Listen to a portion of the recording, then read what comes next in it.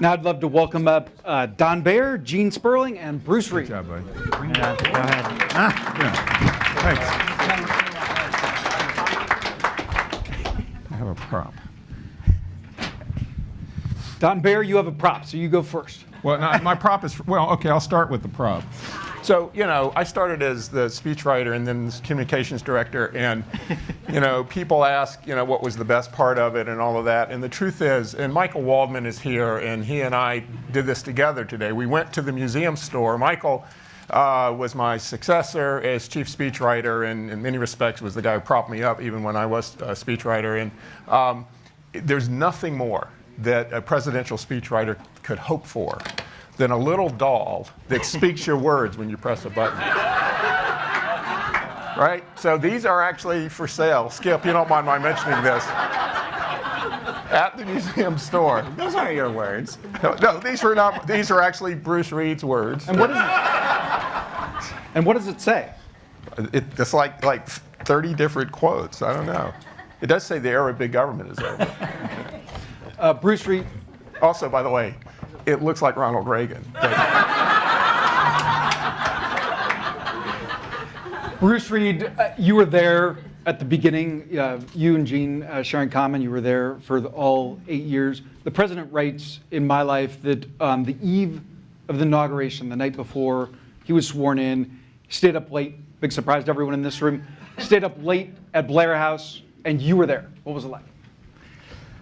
Well, we had so many great all-nighters in the Clinton. That was the last happy one. So I have to tell about another one. Gene and I have very fond memories of this hotel because we spent the night together here. The day we met. All true so far. It was like that, actually, always. We didn't sleep together exactly because with Gene you don't sleep. We were talking about national service till about 4 a.m.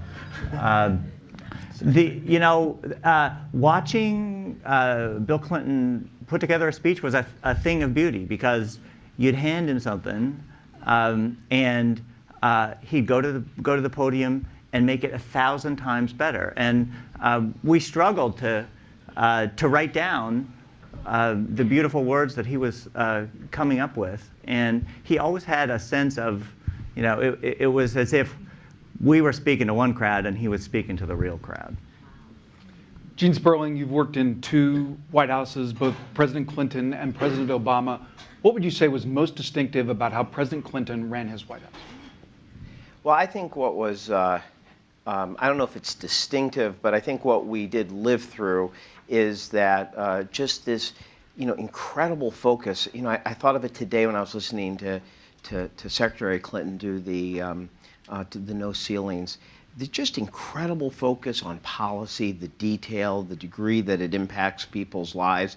So if you were a policy wonk like us, you really were in kind of hog heaven, because this was not this was a president where, I can remember sometimes in the debate prep, George and Paul would occasionally try to get Bruce and I out of the room because they thought he would want to keep debating, the policy implications. And what I loved was this sense that, of course, it's a political world, it's a strategic world, but it all started with this kind of core, concern, love for policy. It impacts people's lives. Hearing, Hillary talk about the hippie program, those things. And so if you were a policy guy, this was someone who just had all the time in the world for you and for the policy. And so when they really had to focus on the words, the final, parts of the speech, they often had to be like, get out of the room, Gene, or don't sit there and take his question, because, the speech, it has to be delivered in an hour.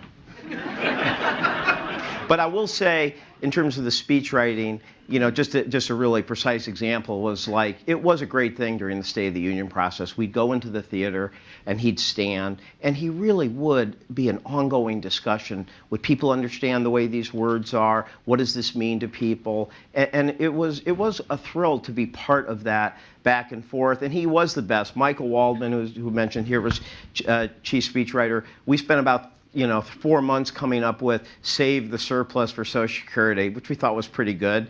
But, he got right up there and he just took the 2 words out, save Social Security first. And I'm quite sure had he had Michael and I's original phrase, no one would remember it. But he had that feel, but it was an iterative process, and it was a thrill to be part of that. There was one great State of the Union moment when the 3 of us were there at about 2 o'clock in the morning. I think it was in '96, and we were in Michael's office, and we got this directive from the political arm that the speech had to say that the president should challenge fathers to spend more time with their children. And Michael thought this was hilarious. So he called up his wife at 2 a.m. and said, "You got to hear this, Liz." She was not amused.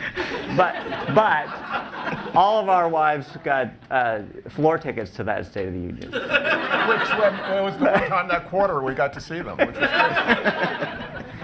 Don Baer, you had a unique view of this president before you became President Clinton's communications director. You were a journalist. You were an editor at U.S. News and World Report who developed rapport, trust with then candidate Clinton. And when times were bad, you'd go on the campaign trail and he'd talk to you. Right, and that was in '92, and there were, as you can remember, a lot of bad times, and so I got a lot of opportunities to talk to him. I was part of the press corps. I assigned myself, I was an editor and had been a political reporter. I'd covered presidential politics in '88. That's when I met Bruce Reed.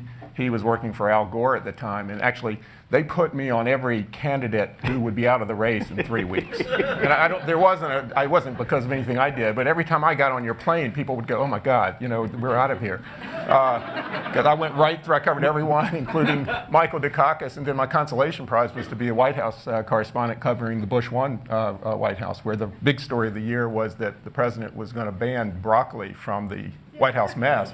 So I thought, this is enough of this. I'll be an editor now. So anyway, I assigned myself that summer '91, to do a piece on the 2 baby boomer Southerners that I thought might be on a collision course for the Democratic nomination in 1992, Bill Clinton and Al Gore.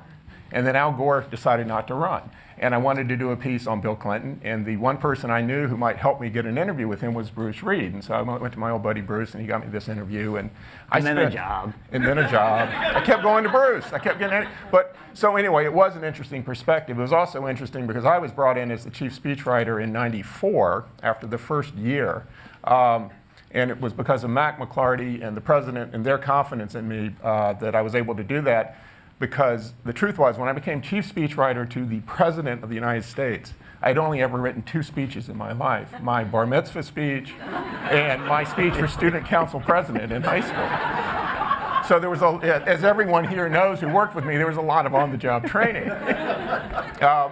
But the other thing about the perspective was that you can imagine by that point in the administration, there was a fair amount of distrust of a journalist sort of being brought in. And,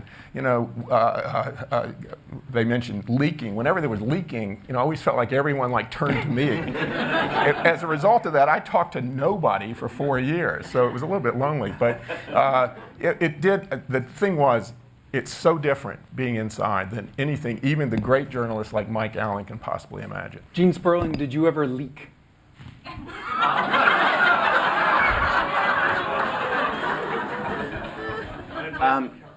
No, because it's not about whether you leak or not in the White House. It's whether it was an authorized leak or not. That's true. No, but part of your strategy in the White House is to at times give things to you may think an article won't make the front page of every major paper, but if you gave it to one reporter and they had it alone, it would put it on the front page, and that might get it on the evening news. That was part of the strategy. So, you don't get in trouble. You're supposed to have a strategy. It's when you do something unauthorized. And I will say, if you want to know something similar about both White Houses, really not liked very much, an unauthorized leak. And it's bad, and it hurts trust, and you're in a small group, and Did you ever do it? No. Bruce Reed, one of the most dramatic single moments of this presidency was a meeting in the cabinet room. The president was deciding whether or not to sign welfare reform. went around the table. People had different views. Of course, the president did. What did you, and you were strongly for it, what did you learn about the president in that moment? I learned that he loved more than anything to hear a whole range of views, that he thought that that was the duty of a president to represent the whole country, and that, that he would get a better answer if he heard both sides of the argument. And he appreciated it more than anything if you'd tell him where you disagreed. Gene Sperling, what would you say that this president, President Clinton did that was different from your current boss, your most recent boss? What was his approach to life, his approach to the job? Seems like they were trying to get us out of the room in both administrations. You think so? I think so. That's a great question to ask me, on the record while the other president is still there. You can use Vernon Jordan's approach and just say, I have nothing to say. I usually say that, when I came in, Rahm said to me, Gene, everybody's going to always ask you to compare Clinton and Obama. So just don't do it. Just say you don't talk about whether you love mom or dad more. But then I found people would ask me, but which one's mom and which one's dad? So I had to. Thank you so much for a great conversation. Very kind of you to do.